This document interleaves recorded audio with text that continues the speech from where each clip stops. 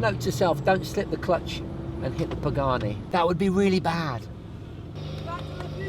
Yeah, baby! Hello from the banks of Lake Garda in Italy. So if you've watched my channel before, you might have worked out that I own a DeLorean Time Machine. And the thing is, with that car, whenever you drive it, it's a bit like going out and about with an A-list Hollywood celebrity. Everybody wants a selfie. And that got me thinking, is there a car that is more selfie friendly than the DeLorean Time Machine? I mused on this for a few weeks and by chance bumped into a guy from Pagani. Now you've seen the title of this video, you've probably worked out what is about to happen. We recorded this a few weeks ago. In fact, it's one of several videos that are in the bank while I go off around the world with my family. So I'm still going to be doing tech reviews, you'll see those, and some of the more high concept stuff like this video you're about to see. But I've also added a vlog category to my YouTube channel. So please watch all the content, get involved with loads of likes, comments, and of course, please subscribe. In the meantime though, check this out, Pagani versus DeLorean Selfie Challenge.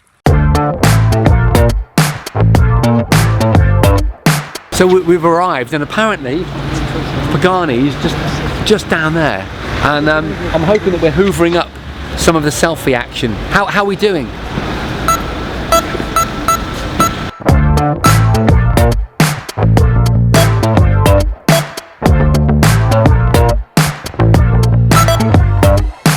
Now the Pagani's actually pulled its nose out, they've actually got more people around them.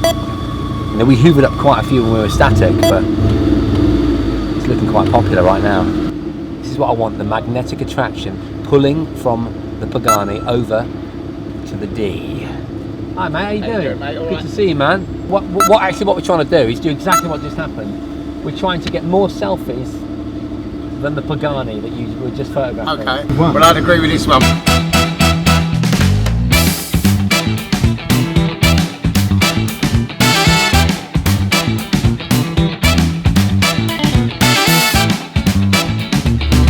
Yeah man, this is so much fun! This is ridiculous!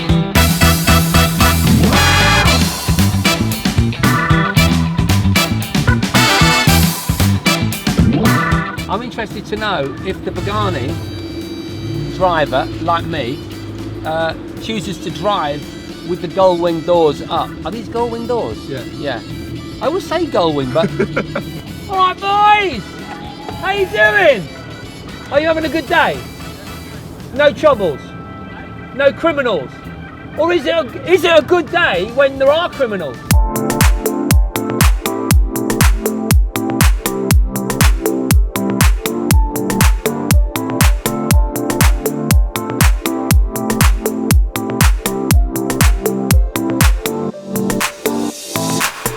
That's like $1 million, yeah?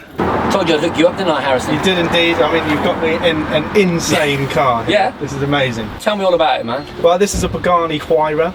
It has the Tempesta package, which is the latest addition from Pagani.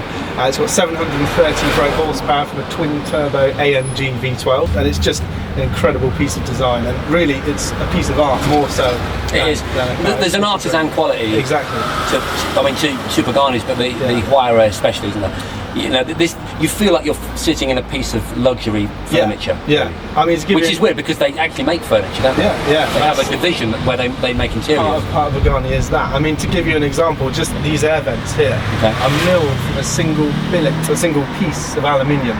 They're not pressed. All of this stuff is milled from a single piece. So it is really, the quality here is just exceptional.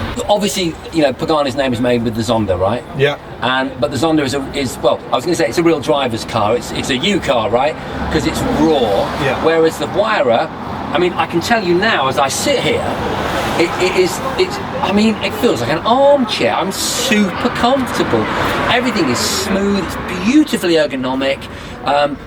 The very fact you've got a multimedia sort of head unit in there is totally un-Zonda-like. The dual elegance of the instrument panel, the leather. There's a lot about this car that is more than requirement in terms of driving alone. It's also about luxury, right? And I mean, there's places for your luggage. There's bespoke luggage that you get with it to match the interior. You know, there's a lot of driver assist as well. So for people like me, so I wouldn't know how to drive a Zonda. I'm guessing you probably would. I wouldn't. I'd like to think I would. But this, it just feels ready to go. And in fact, the guys from Pagani that have lent us a car today have been talking about the fact that I mean, I don't know if they were being glib, but you could pop down the supermarket in this car because it will drive in a sedate fashion if you wanted to. I mean, it's an automatic gearbox, so at the end of the day you can stick it in auto and cruise around and there's no trouble at all. You don't have to change gear. The Zonda, most of them are manual, so like you say, more of a driver's car, but everything about this car is designed to be special. There's almost a sort of steampunk about it, isn't there? I mean, look at all the pieces in here, all these springs and all these nuts and bolts.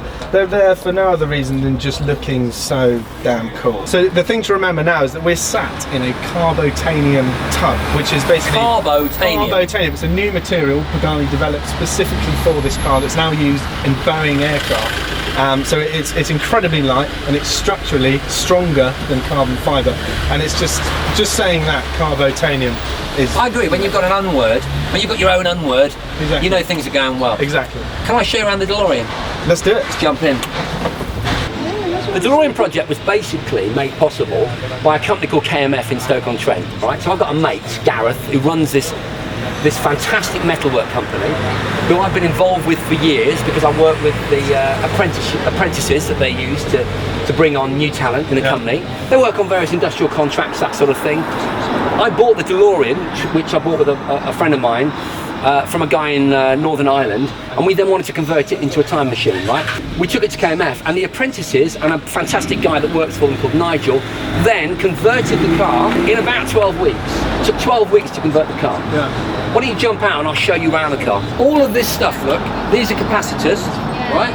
All of this stuff is movie accurate. Okay, we pored over images, still frames, photographs from the film, from forums. We used a fantastic guy called Luke, big up Luke, love your work baby, who is an absolute Back to the Future nutcase, right? And he was like our kind of go-to sort of, if you like, project director. And the detail in here is down to the level of the amount of coils in the wires. Let me show you, don't get run over as you come around. These coils, yeah, movie accurate.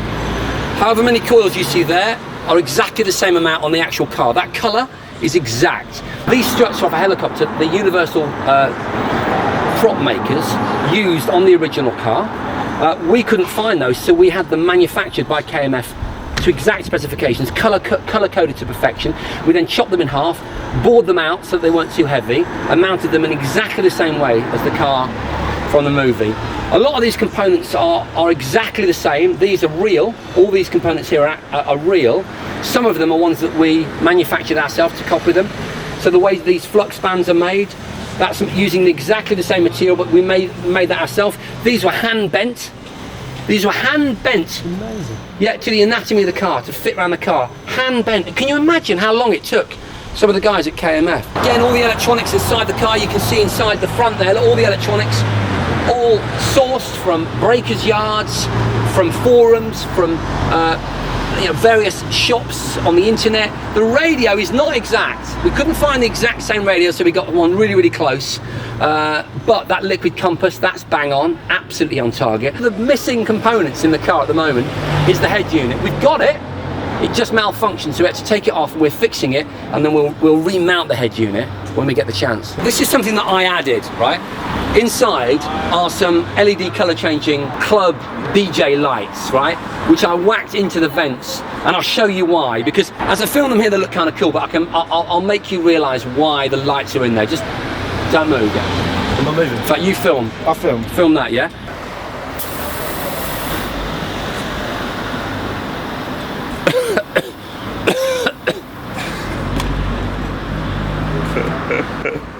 What do you think, man? That's epic. You like that? Yeah. You like that, don't you?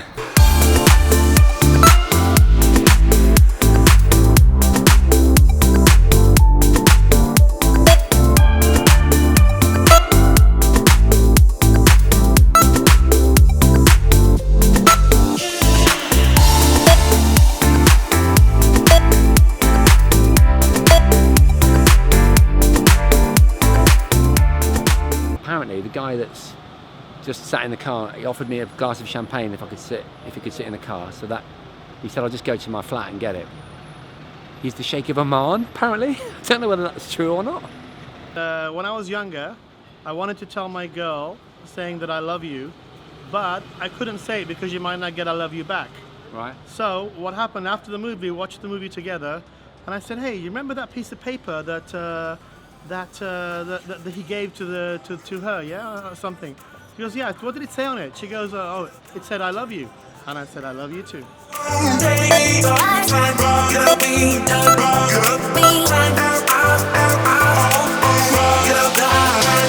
Great, look at that.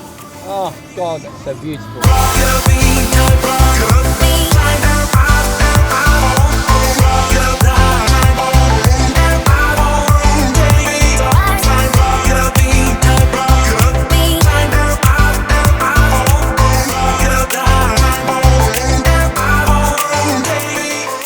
So the DeLorean won, but only by a fraction. But maybe there's a car that you think could beat the DeLorean Time Machine in a selfie challenge. If so, pop it in the comments.